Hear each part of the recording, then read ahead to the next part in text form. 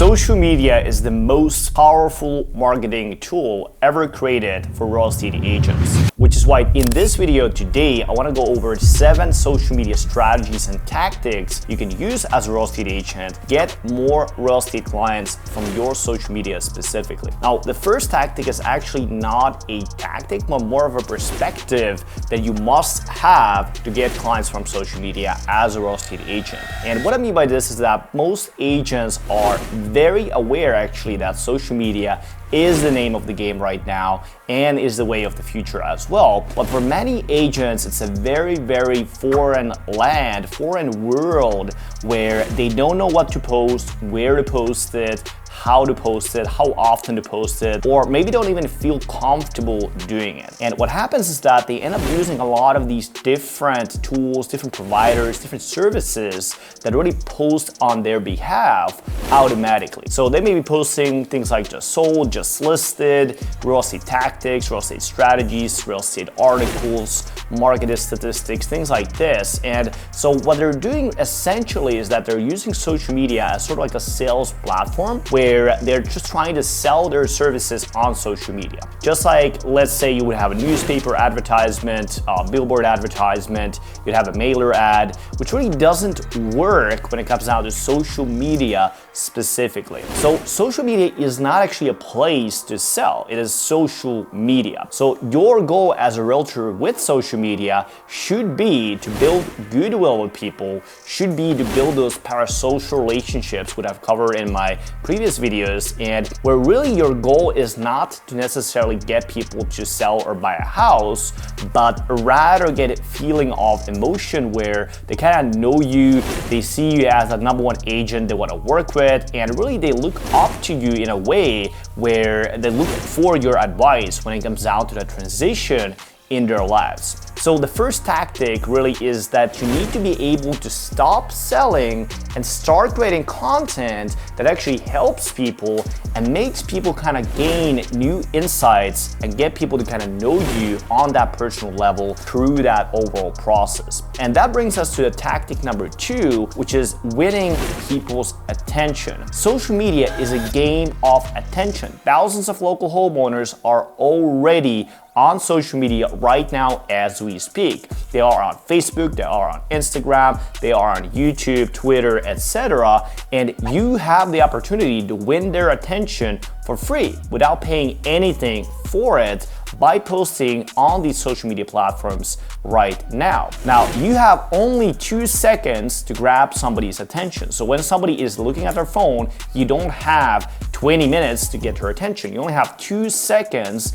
and let's say they see a social media ad from you or a social media post from you or a video from you, the first 2 seconds, if they don't get interested in hearing about you more or hearing about your thing more, you're basically gonna lose them. They're gonna scroll into another thing. So most agents don't understand how to get this attention, how to get people to kind of look at them for longer periods of time, and that causes a problem where people just don't know who they are in the first place. So because of that, I want to share with you 2 things you can focus on to really improve the way you're getting people's attention. The first thing you want to look at is your hook. Your hook is the first 2 seconds of the video. That is what you say in the first 2 seconds. A lot of times people may say things like, hey, this is XYZ from XYZ Real Estate, and today I'm gonna do XYZ, right? And because of that, really the first basically 10 seconds are just spent on that one sentence. So instead of doing that, think about a way for how can you say something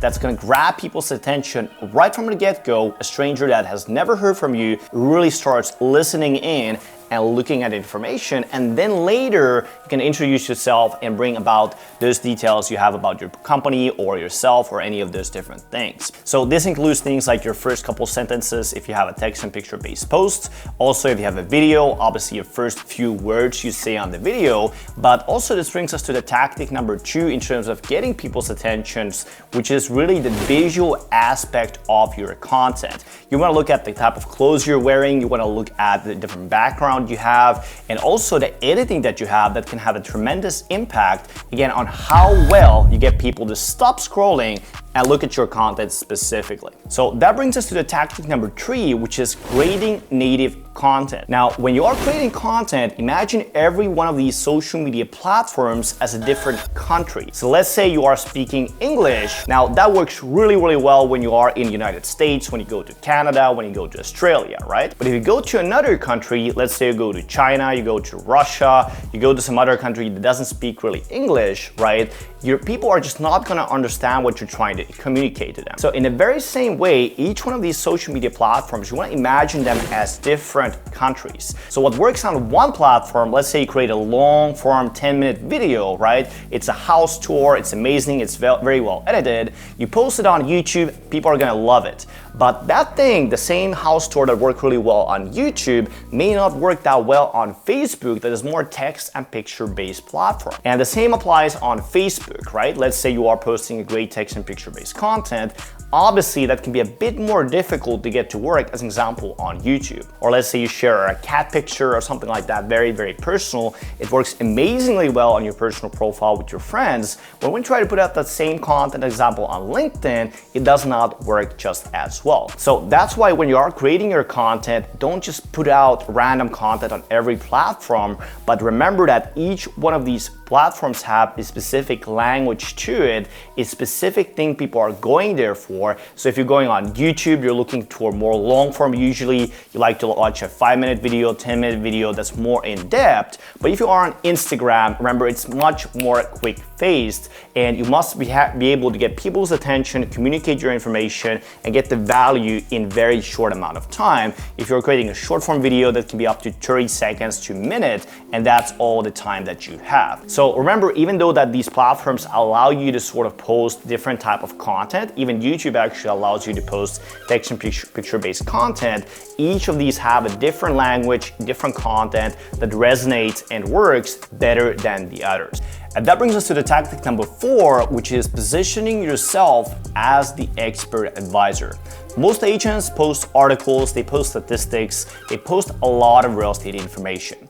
The problem is local homeowners are not real estate agents. So because of that, it's very difficult for them to understand what it means if the inventory of the market goes down by 10%, or what it means if the interest rates go up by 1%, right? They don't really understand what it means. An easiest way to explain this, let's say you have an incredibly smart financial expert. They know everything about the market, everything about the stocks, everything about the interest rates, and they give you very, very nuanced, very, very detailed financial information. It could be things like currency valuations, fluctuations, different stock market movements, things like that. An average person has no idea what all of that information means. They just give you a lot of numbers, Excel sheets, and they're like, what was going on here, right? In a very, very similar way, where you're giving advice to the local homeowners and you're giving all these numbers, for average person, they don't just understand what it means, because they're not real estate agents, they're not selling houses every day, they have not been in the industry for 5, 10, 20 years,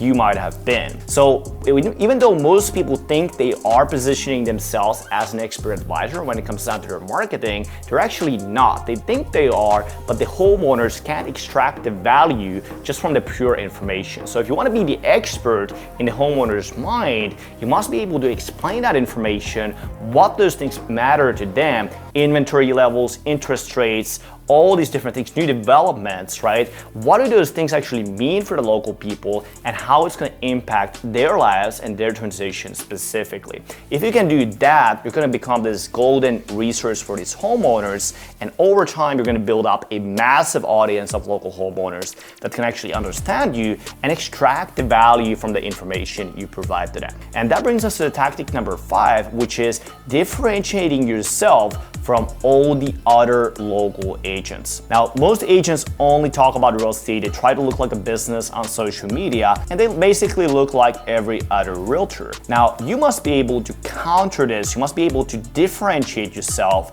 and you need to do it on 2 levels. First, you need to be able to get people to buy into you as a person. because they need to be able to envision themselves working with you. They're gonna be selling houses with you. They're gonna tell their personal secrets to you. They're gonna show you their dreams, their really desires for the whole lives. And it can be very difficult if you have a person you've never really met, you don't really know anything about them. So because of this reason, the first thing you need to do in your marketing is get people to buy into you as a person.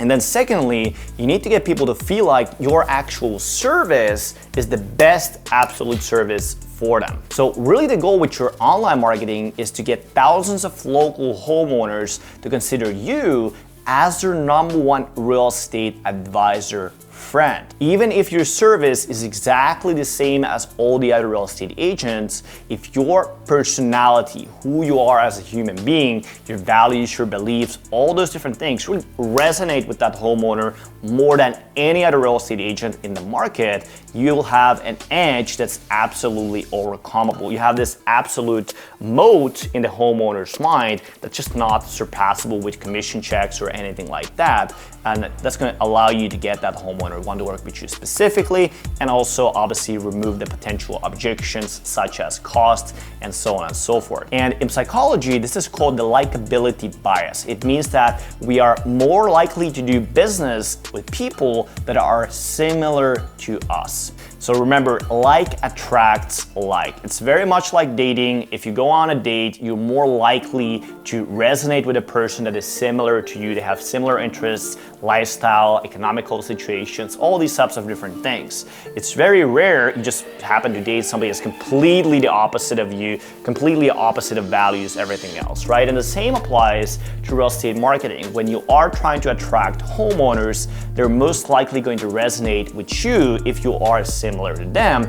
The issue is you need to show that in your marketing so the homeowners actually realize that they are similar to you. And with your real estate service, you must be able to position your service not just as a solution to get their home sold, but as a vehicle to get them from their current situation where they are right now to their desired situation. And this does not mean just selling a house. This actually means the whole life transition, maybe going from a small apartment into a bigger one where they have more space, or maybe doing the opposite, but also on that personal side, right? How is that transition going to actually impact their day-to-day lives? So turn your client service delivery process into a proprietary methodology. You can say something like the XYZ method. And this brings us to the tactic number 6, which is showing up consistently to be the top of mind choice.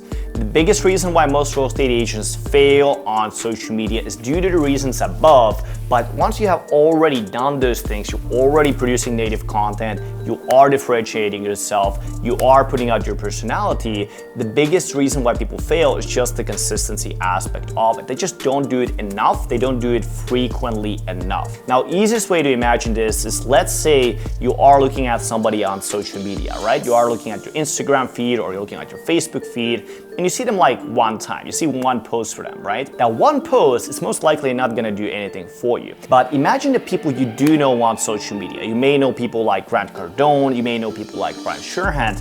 Think about how many times you've seen them in TV shows, on social media, on Instagram, on YouTube, on Facebook. You've seen them everywhere, and most likely if you know somebody on social media, it's quite likely you have seen them for hundreds, if not thousands of times. So the same applies to you and building that relationship with the homeowner. It's not enough to create one great post. You're not gonna build a personal brand with 10 posts or 50 posts. And every time you post, most people don't actually even see your post. It's very, very select group of people in your followers or in your friends that even see the post. So what's super crucial to understand is that you must be able to have a realistic expectation of how much you need to put out there in order to get people to notice you. A lot of times I see people maybe making 5 posts a month and 10 posts a month. That's good, but can you make 50 posts a month, 100 posts a month, or even 200 posts a month? Because then every time they open up their phone, it's you over and over and over again. At one time, they're gonna notice you and they're gonna see you as a top of mind choice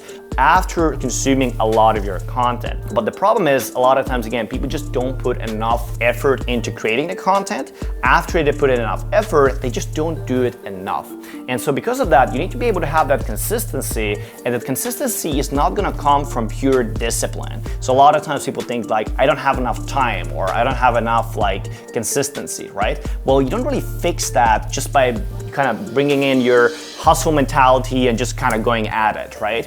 What you actually need for this is content systems. You need to have marketing systems in place that allow you to do these things over and over and over again, and then that's going to allow you to do that actually effortlessly. So most of the time people think consistency looks something like very, very hard work, but actually consistency is one of the easiest things. When you have consistency, it's the least effortable thing you'll ever have in your business, but you need to set it up in the right way so that this consistency happens without putting in a lot of willpower or effort or kind of like that hustle mentality a lot of times real estate agents have, which is very, very typical in the real estate industry. So again, instead of kind of like focusing on the activity, focus on building great systems, because when you do, that consistency is going to come effortlessly. And this brings us to the tactic number 7, which is triggering people to reach out to you. Now, most people, when they try to get real estate clients, they want to reach out to people themselves. So a lot of times people run advertisements or things like that. They collect the contact information and they just try to hammer people. They just call people, text people, they just chase them, right? And then when people try to get people to reach out to them, the dynamic is very different, and they may be saying something like, please reach out to me if you want to sell your house. Here's my phone number and here's my email. Just call me anytime, right? A lot of times that kind of strategy could work, as an example, if you were to have amazing goodwill, right? The person just happened to sell a house. But for most people, from the homeowner's perspective, right? Let's say they are at sort of like beginning stages of selling a house, or they're just kind of maybe 3 months away, 6 months away, which is 90% of people, right? Most people are not selling a house right now, but they're thinking about doing it later. They're not going to reach out to you, right? If the call to action just says, okay, if you want to sell a house or buy a house, or if there's really also nothing in it for them, right? Just calling you just to reach out, right? There's really nothing in it for them. A lot of times those types of call to actions are really not that effective. So what you must create to get a lot of people to reach out to you and get people to reach out to you effectively, and also obviously cost effectively, is to create what we call a valuable offer. Now, valuable offer can be free help, it can be free advice, it can be a free resource. And the key thing about that is that when you create that sort of like a free resource or free help or free advice type of a thing, you get a lot more people to reach out to you because there's something in it for them. There's a free help, free advice, there's no attachments, there's no commitments, right? Because if you ask people just reach out to you if they want to sell a house, right? You're basically asking them to make a decision right now that they want to work with you, they're ready to sell a house. So if you imagine 1,000 people, very few people are actually going to do it right away like that, right? If you have a valuable offer though, if you have free help, again, advice, a resource, something like that you can share, you'll be able to have a lot more conversations. You'll be able to have actually a decent amount of value provided. So there's also a reason for them to reach out. And then in addition to that, the frame of the conversation is that you're providing value for them without attachments. So there is no that sort of like sales skepticism where people don't really want to talk to salespeople, right? But it's more so again coming from that value frame. When next time you are creating a call to action, you're making a social media post, you're making a YouTube video, you are making some sort of advertisement, right? Look at the call to action and ask yourself, if I was seeing this call to action, would I take this, right? Would I click on this? Would I use this call to action? And if the answer to that is no, just change it to this valuable offer sort of mentality. Even though you want people to reach out to you, of course, to sell a house or buy a house, make a valuable offer in the middle, and that's gonna allow you to have a lot more conversations, a lot more people in the door, which is ultimately gonna allow you to do exactly that. Sell more houses and get more buyer leads as well.